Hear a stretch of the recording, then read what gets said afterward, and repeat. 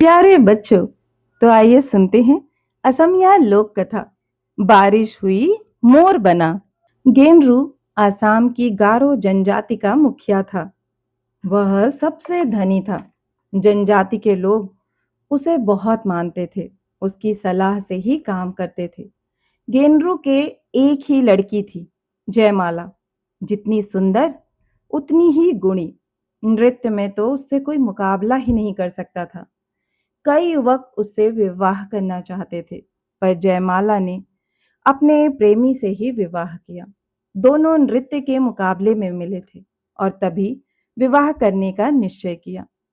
गारो जनजाति की रीत अनुसार लड़की की ही माता पिता के परिवार का वारिश होती है और विवाह के बाद लड़की का पति लड़की के घर आकर उसके परिवार के साथ रहता है। जयमाला का पति भी जयमाला के घर में आकर रहने लगा। माता पिता अब बूढ़े होने लगे थे। एक दिन गेनरू ने जयमाला को बुलाकर अपनी सारी संपत्ति, घर, खेती, धन, सब कुछ उसे सौंप दिया। जयमाला की मां ने बक्से में से एक सुंदर वस्त्र निकालकर जयमाला को दिए। अंत में कुछ मंत्र सा बोलकर एक रेशम और जरी के तारों से बुनी तथा नीले और हरे जवाहरात से जड़ी उत्तरीय या ओढ़नी निकाली। ओह माँ, कितनी सुंदर है यह ओढ़नी। जयमाला उसे ओढ़ने के लिए आगे बढ़ी। रुको, हाथ मत लगाना। यह जादू की ओढ़नी है जो देवी ने मेरी नानी की नानी को दी थी। तब से यह हमारे परिवार में है। इसे संभाल कर रखना और कभी भी मंत्र का उच्चारण किए बिना इसे हाथ मत लगाना, नहीं तो अनर्थ हो जाएगा। और माँ ने जयमाला को मंत्र सिखाया। मंत्र सीखकर जयमाला ने ओढ़नी ओढ़ी। जयमाला पहले से भी सुंदर लगने लगी। कुछ दिन बाद जयमाला के माता पिता का निधन हो गया। जयमाला उदास हो गई।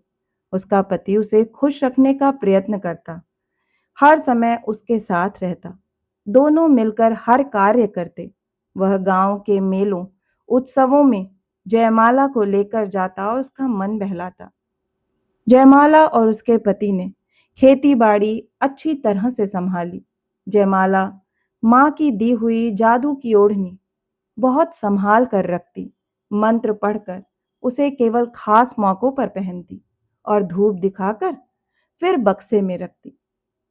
उस वर्ष सावन और भादों में मूसलाधार वर्षा हुई। कई दिन तक लगातार वर्षा होती रही। एक दिन अच्छी धूप निकली। जयमाला ने घर के कपड़े धूप में सुखाने के लिए डाले।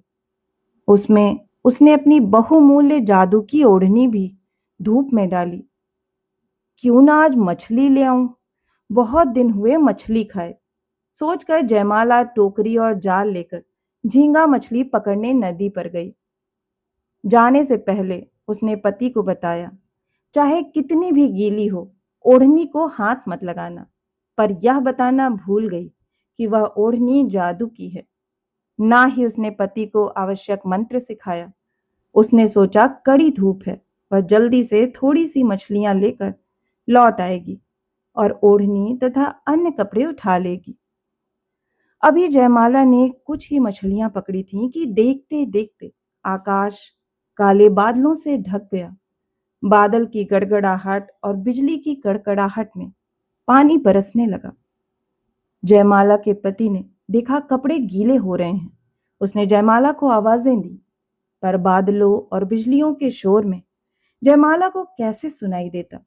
इधर जयमाला जल्दी जल्दी वापस आ रही थी, परंतु इससे पहले कि वह पहुंचती, जयमाला के पति ने सोचा, कितनी सुंदर ओढ़नी जो जयमाला को बहुत प्यारी है, भीग रही है, खराब हो जाएगी।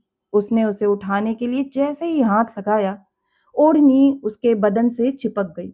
आहिस्ते आहिस्ते उसका शरीर बदलने लगा। अब उसका शरीर पक्षी के शरीर में बदलने लगा। उसके रंग बिरंगे पंख निकलने लगे थे।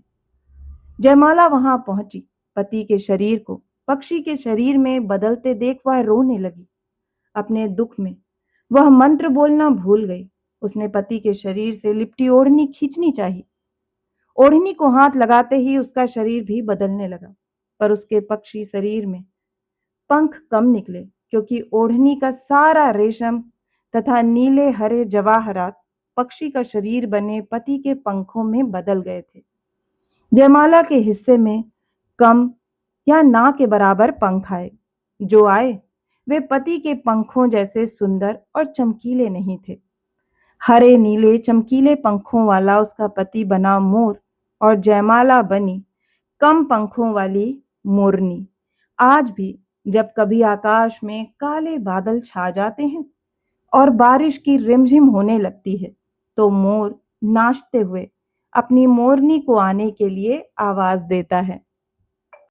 तो बच्चों, आपको ये कहानी कैसी लगी?